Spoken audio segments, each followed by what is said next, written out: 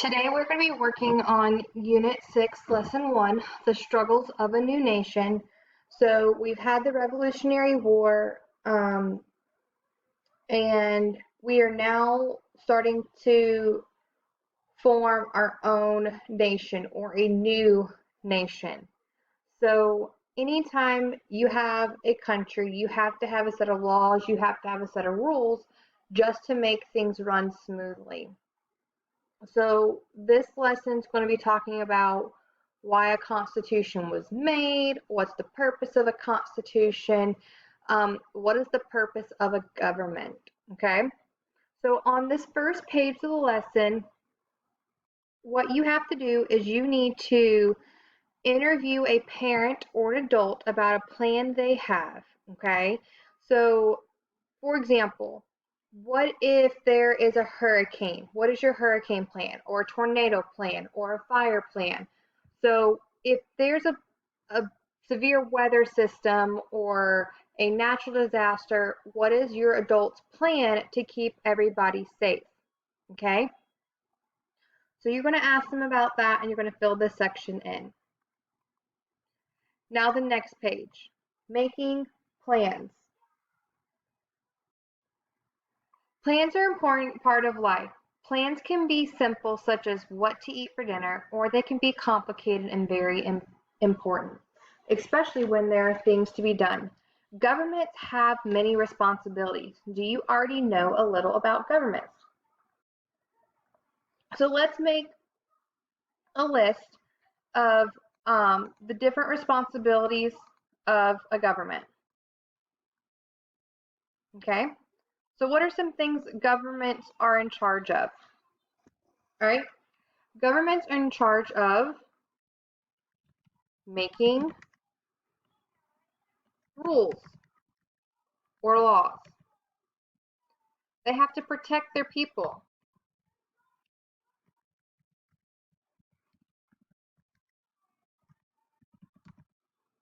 Okay.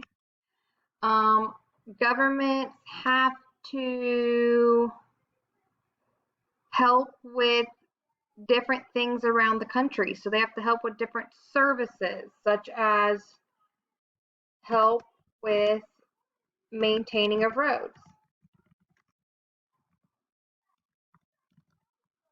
Okay, so these are different things that governments do. But let's go ahead and keep reading and find out exactly what a government does. Okay, a plan for government. Governments serve many purposes. The most important purpose of a government is to provide laws. So the most important part of a government is to provide laws. This helps to avoid conflict and settle disagreements. Governments also provide security for their people. This is why we have police officers and armed forces. Governments must also provide services and supplies that wouldn't be available otherwise. Okay, these include building and repairing roads, delivering the mail, providing money and other aid for those in need. Another function of the government is to manage the economy. A government must collect and spend money in order to operate and provide for its people. Every government in our nation has a plan to help it serve these purposes. This plan consists of a set of laws. There's a special word for a plan of government, a constitution. Our nation's constitution has an interesting story. In this lesson, you will learn about that story. All right, so we need to circle the purpose of a constitution, okay? So why do we have a constitution? What is its purpose? So if we go back in the passage that we just read, we will learn that there's multiple purposes for a constitution, okay? So remember, a constitution is the plan for the government. So what does a government have to provide? A government has to provide laws, okay? They have to provide laws, all right? What else does a government have to provide? A government also provide security. for their people. They help avoid conflict and settle disagreements.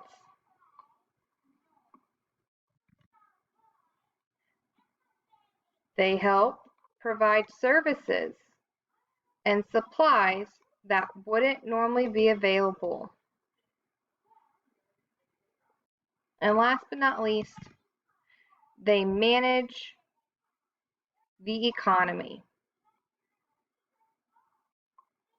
Okay?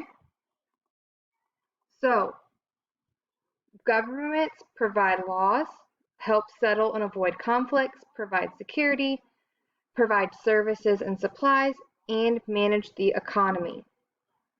So in this section right here, write in your own words, what does the government do?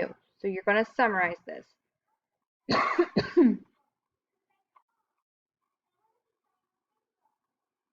Creating a new government.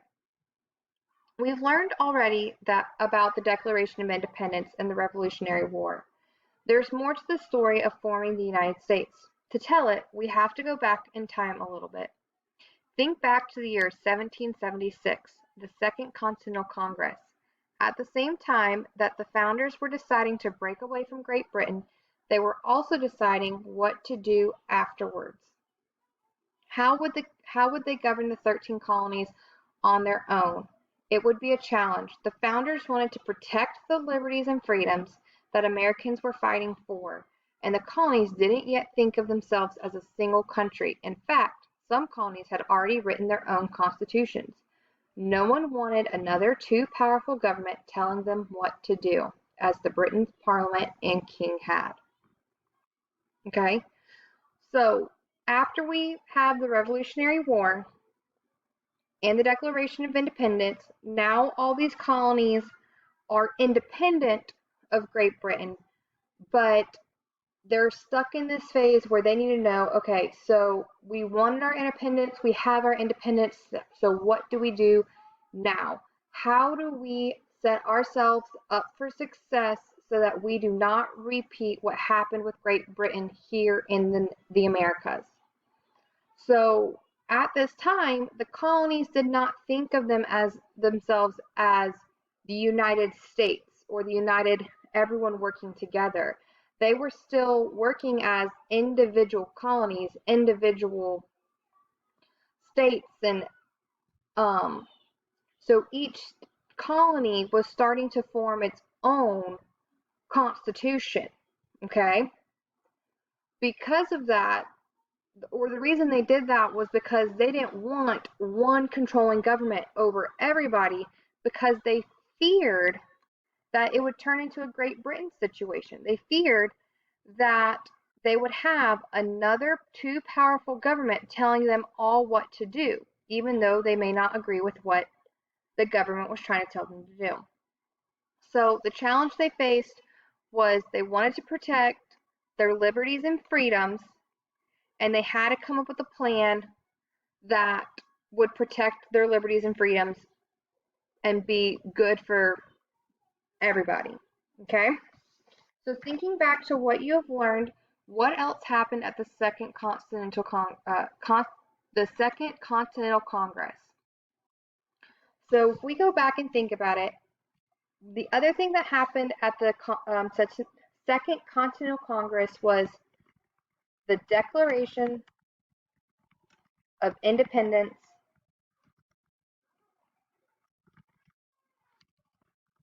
was created. Oh my goodness, I can't type today. Okay, so the Declaration of Independence was written and created.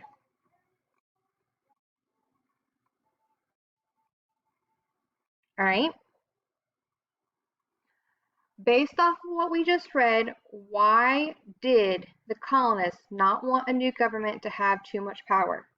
Okay, they did not want the new government to have too much power because of right here it said they did not want another too powerful government telling them what to do, as the Britain Parliament and King had done. So colonists didn't want a new government to have too much power,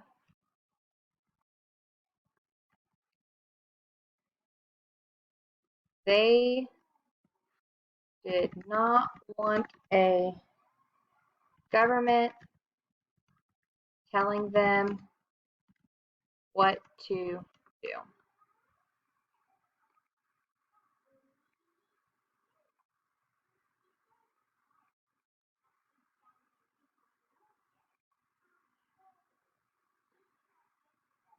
Which is understandable because they just came from a government that just told them what they could and couldn't do. They were taxing them without representation.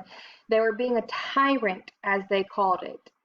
And why would you, if you went through all this fighting to get away from that, why would you want to create a new system that was the same exact way? Let's look at this picture right here. So in this picture, you see what looks like two drummers, um, someone playing what looks like a clarinet, and they're on a battlefield. And you can see the American flag, the original American flag, flying in the background. So this was painted by Archibald McNeill Willard, and he called it The Spirit of 1776. He painted this painting more than 100 years after the signing of the Declaration of Independence. So is this painting a primary source? Is this painting a secondary source? So let's go back and remember, what is a primary source and what is a secondary source? A primary source is a source that is created by someone who witnessed the event, by someone who was at the event, by someone who was in that time period of the event. So they witnessed it happening firsthand. So whether that's a letter, whether that's if this was a painting of something someone saw during this time period. So this was them painting what they physically saw on the battlefield. It would be a primary source. A secondary source is someone who is making a document or source as a second-hand account. They did not witness it, but they are making it based off of information they have gathered. So since this source was created 100 years ago, okay, it was created 100 years after the signing of the Declaration of Independence. That is our key clue right there, that this was a secondary source because it was created 100 years after the event happened. So there's no way that person was alive and witnessed this event and now is drawing a picture of it, because if they were alive, they probably were a baby.